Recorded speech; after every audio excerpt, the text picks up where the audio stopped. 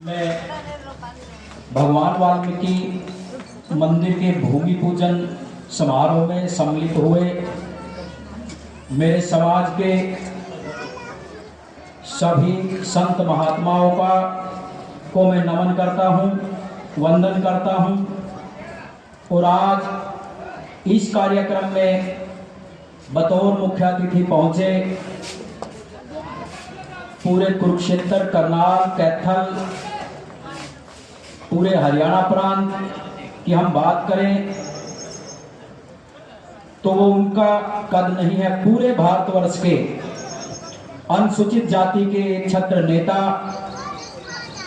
दबे कुचलों की आवाज उठाने वाले, 36 बिरादरी की लड़ाई लड़ने वाले माननीय कृष्ण बेदी जी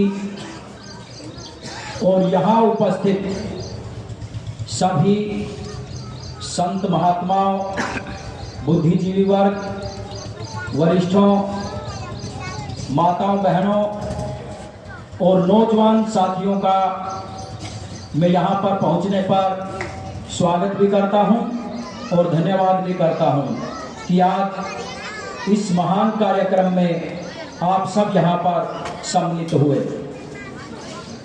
बुजुर्गों, साथियों, जैसा कि आप सभी जानते हैं कि ये हमारे लिए बड़े सौभाग्य की बात है कि यहाँ इस गांव को ये सौभाग्य मिल रहा है कि यहाँ पर भगवान वाल्मीकि जी के मंदिर का शिलान्यास हुआ है। यहाँ भगवान वाल्मीकि जी का मंदिर बनने वाला है। मैं इसकी एडवांस में ही आप सभी को बधाई देता हूं।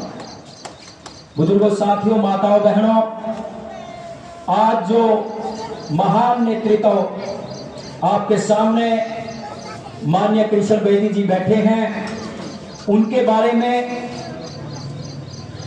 हमारे पूर्व वक्ताओं ने बताया। अगर उनके कामों के बारे में, उनकी कार्यशैली के बारे में अगर सुबह से शाम तक कोई भी वक्ता गिनाने लगे तो वो गिना नहीं सकेगा, क्योंकि आज पूरे प्रदेश में अगर कोई वंचित वर्ग के लिए काम करने वाला है, कई उदाहरण मास्टर जी ने बताए। अभी जो नौकरियों में डीएससी, नौकरियों में नहीं, जो शिक्षा में डीएससी, डिप्राइव्ड शेड्यूल कास्ट को जो आरक्षण दिलवाने का काम किया माननीय कृष्ण बेदी जी ने मुख्यमंत्री जी से कहकर, उसका हम पुरजोर तरीके से इनका धन्यवाद करते हैं। और हम ये आशा रखते हैं कि आप जिस प्रकार पूरे प्रदेश में नहीं बल्कि देश के भी कई कोनों में घूम करके आप समाज की आवाज उठाने का काम करते हैं, आप वंचितों की आवाज उठाने का काम करते हैं।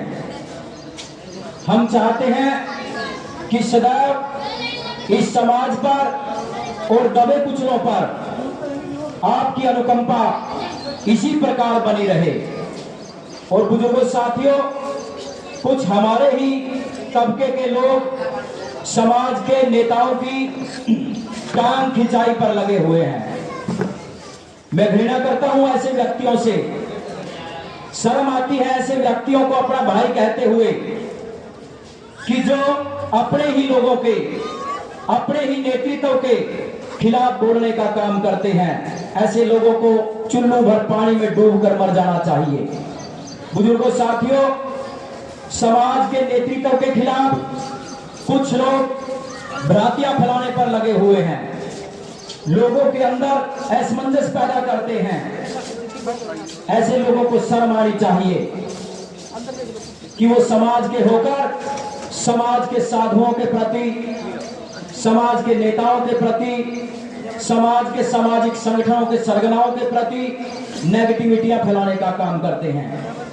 साथियों, जो बुराई, जो अच्छाई आप लोग व्यक्ति के मरने के बाद या उसका होदा खत्म होने के बाद हमें दिखाई देती है। क्या वो अच्छाई हम आज नहीं ढूंढ सकते? बिल्कुल ढूंढ सकते हैं। बुजुर्ग साथियों, अपने आदमी का हाथ पकड़कर उसको ऊपर खींचना सीखिए, उसको सहारा देकर उसको ऊपर चढ़ाने का काम कीजिए। ये नहीं कीजिए कि आज माननीय कृष्ण बेदी जी उस शिखर पर हैं कि समाज के लिए कुछ ना कुछ कर सकते हैं, भाई नेगेटिविटियां फैलानी शुरू कर दो इनकी भी। नए समाज के लिए कुछ करेंगे और समाज को इनके प्रति इनके नकारात्मक, वे तो नकारा आदमी है, नकारात्मक है सोच है इनकी, लेकिन ऐसा नहीं है साथियों।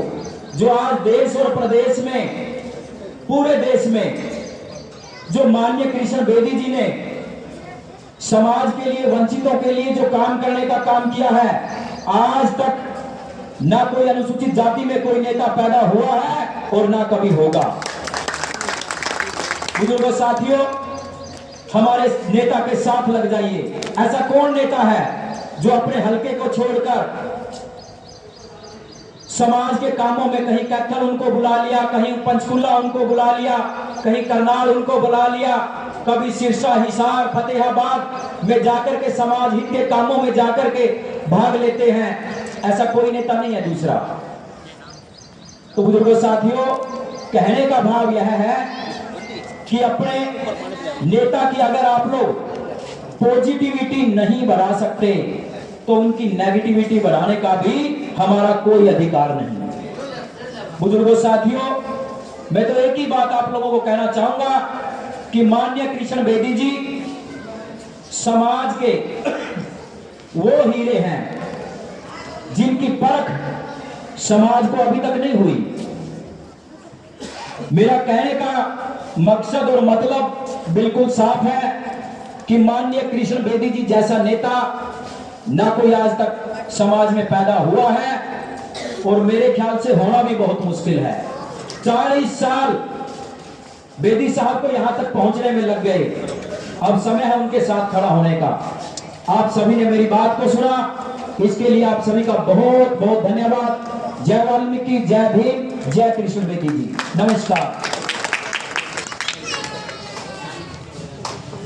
बहुत बहुत धन्यवाद।